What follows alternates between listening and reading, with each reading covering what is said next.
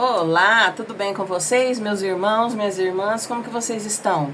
Estou eu aqui mais um dia para trazer para vocês mais um conteúdo aí sobre o primeiro livro que eu me propus a analisar aqui no meu canal, que é o livro Os Pilares de Tubal-Caim.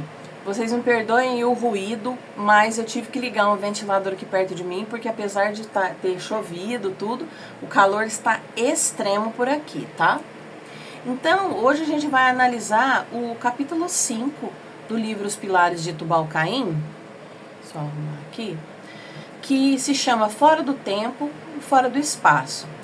Esse capítulo, ele explora conceitos metafísicos e simbólicos relacionados aos mistérios de entidades mitológicas e ao conceito de liminaridade, que a gente vai ver mais pra frente do que se trata, baseando-se em textos antigos e tradições esotéricas. A abordagem desse capítulo destaca como as fronteiras entre o conhecido e o desconhecido, o humano e o divino, o terreno e o cósmico, dissolvem-se em momentos ou estados rituais. Os principais temas tratados aqui. Temos, por exemplo, a metafísica da linearidade. O texto desse capítulo sugere que a compreensão dos caídos e de seus descendentes gigantes depende de uma visão de mundo que transcende os limites perceptivos e mentais humanos. Essa ideia é representada pelo conceito de águas primordiais, simbolizadas pela letra hebraica Nun, que remetem ao infinito, além do cosmos finito.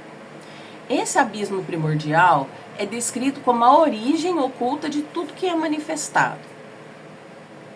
Também falando aqui nesse capítulo sobre terras desoladas e o outro lado. As terras desoladas são descritas como domínios de espíritos, bestas e divindades não humanas, simbolizando uma ruptura com a experiência humana convencional. Essas terras se conectam ao simbolismo dos deuses com cabeça de animais, como nos antigos rituais egípcios, e a interação com forças cósmicas arcaicas. Também nesse capítulo vai falar sobre ritos de passagem e o conceito de liminaridade. O ciclo das 12 estações e rituais, como os 12 dias entre o Natal e o Ano Novo, demonstram o simbolismo da dissolução das fronteiras entre o mundo humano e o divino.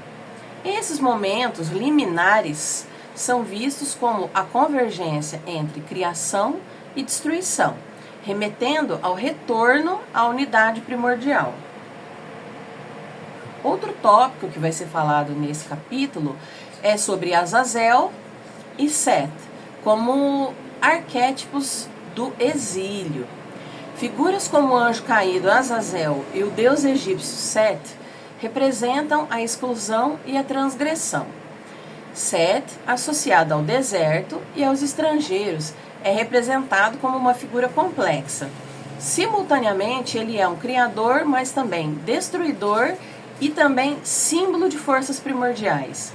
Sua associação com o ferro, o trovão e o culto estelar reforça sua conexão com o cosmos. Outro tópico aqui abordado, é sobre a mitologia de Seth e Osíris. A narrativa de Seth no mito egípcio ilustra a sua dualidade como inimigo e também ao mesmo tempo irmão de Osíris. Ele desempenha o papel de força destrutiva, mas também de catalisador da renovação. O texto conecta Seth a temas de inveja, poder, simbolismo do sol poente, o que reflete uma tensão entre antigos cultos estelares e a ascensão de religiões solares. Então aqui esse capítulo ele utiliza símbolos e mitos antigos para explorar a dualidade intrínseca à existência, criação e destruição, luz e escuridão, o conhecido e o desconhecido. Ao longo do texto vão sendo colocados conceitos ocultistas e históricos que vão sendo entrelaçados, o que convida o leitor a considerar como o divino e o humano se encontram nos limiares da consciência e da existência. Também, continuando, também mencionado no texto. Esse texto ele apresenta também uma análise densa e multifacetada da figura de Sete, figura mitológica egípcia, conectando-a a várias tradições religiosas, esotéricas e mitológicas.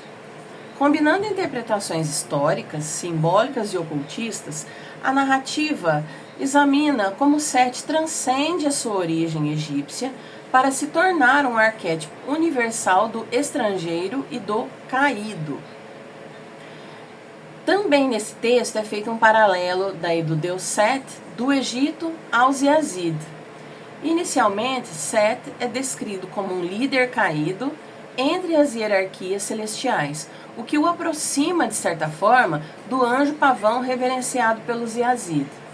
Ambos são símbolos de queda e eventual redenção, refletindo a crença em ciclos de destruição e restauração.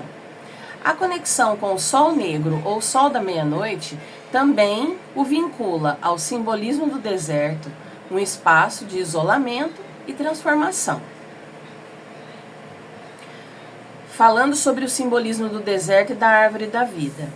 O deserto, habitado por figuras como Set e Azazel, é descrito como uma metáfora para o abismo na Cabala, Da'at, que separa Tiferet, a esfera solar, e Keter, o absoluto.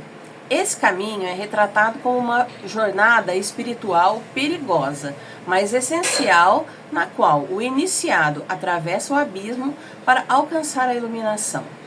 A transformação é simbolizada pela passagem de um estado de inocência para o de sabedoria oculta. Também comenta nesse texto, fazendo paralelo aí, entre Set e o animal desconhecido. Set, então, é associado a uma criatura enigmática, frequentemente vista como um híbrido estranho. Enquanto alguns o comparam a um burro ou camelo, outros o identificam como uma raposa do deserto. Essa ambiguidade reflete a natureza liminar de Set, um ser que habita entre mundos, simbolizando morte, transmutação e sexualidade oculta. Também vai falar sobre Shambhala e o reino escondido, sendo que a narrativa desse texto ela se expande para incluir Shambhala, a cidade mítica de iluminação espiritual. Shambhala é descrita como um oásis de luz, uma utopia espiritual associada a sábios avançados e ao rei do mundo. Aqui, nesse caso, o texto conecta mitos do Oriente a tradições ocidentais, destacando uma ideia de um conhecimento oculto que transcende os limites do espaço e do tempo. E também nesse texto vai abordar sobre o culto draconiano e o conhecimento proibido. Também trabalhando com a figura de Set. Set é então associado ao culto draconiano e à força da serpente, a Kundalini, símbolos de poder espiritual despertado. Esse conhecimento, ligado à sexualidade e à magia, é descrito como perigoso e transgressor, evocando a perda da inocência do Jardim do Éden. A figura do anjo caído, que busca parceiros humanos, reforça a tensão entre o divino e o terreno, o que é uma constante em mitologias das diferentes culturas.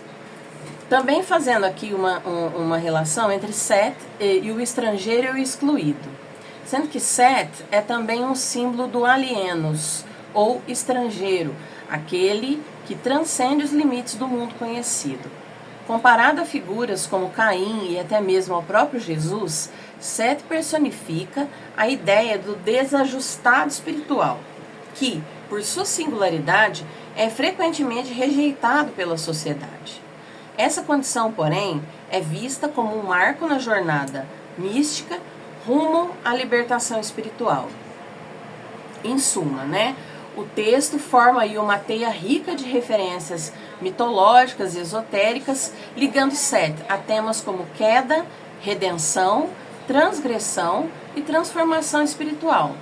A figura de Set emerge como um arquétipo complexo que desafia convenções e nos convida à reflexão sobre os limites entre o sagrado e o profano. Ele é o estrangeiro que habita o deserto, o mensageiro do desconhecido e o guia para aqueles que se aventuram além do abismo. Bom, gente, então isso é o que eu tinha para apresentar para vocês aí sobre o 5º capítulo do livro Os Pilares de Tubal-Caim. Eu espero de coração que essa resenha faça quem for fazer a leitura do livro ter uma compreensão melhor do conteúdo apresentado ali dentro desse livro, que não tem dó de jogar conteúdo mesmo, de jogar referências, tá? Às vezes pode ser uma leitura um pouco árdua, principalmente para quem ainda não tem muito conhecimento de certos termos que são bastante relacionados aí ao ocultismo. Então a nossa ideia aqui é elucidar essa leitura através aqui da nossa resenha em forma de vídeo, tá bom? Então, até mais, um abraço a todos, tchau, tchau!